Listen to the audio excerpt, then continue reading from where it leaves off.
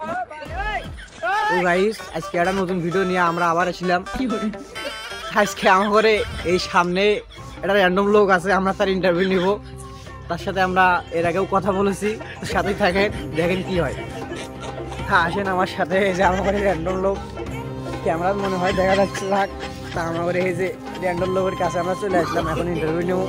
সাথে বড় ভাইয়ের কাছে চলে আসলাম, এখন বড় ভাইকে প্রশ্ন করি, দেখি বড় ভাই কি বলে।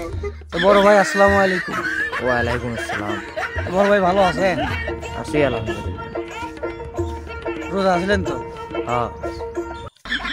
তা একটা প্রশ্ন আপনার কাছে হলো, সেটা হলো গিয়া, তো বড় ভাই মনে করেন যে এখনো তো সেরকম একটা কেরিয়ারে ফোকাস করেন নাই, তা কেরিয়ারে ফোকাস করলে বড় হয় আপনার ভবিষ্যৎ চিন্তাধারা আপনার কি আছে সেটা একটু যদি হামা করে বলতেন।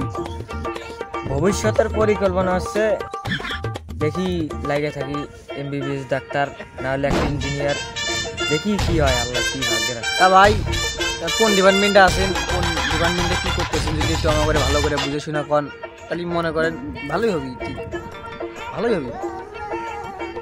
তা মনে করেন বাংলাদেশের শ্রমিক লীগের 4 নাম্বার মিস্ত্রির, 3 নাম্বার হেল্পারের, 3 নাম্বার অ্যাসিস্ট্যান্ট আমি আছি, ভালোই আছি।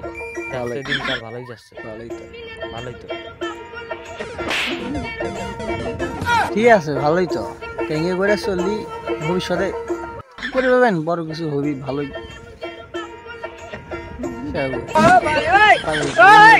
ঠিক আছে, ভালোই, ঠিক আছে। এটা দিকে যাবো তুই। ঠিক আছে ভাই, ভালো থাকেন, চলে গেলাম। ভালোই হবি আপনার জীবনে। ঠিক আছে, ভালো।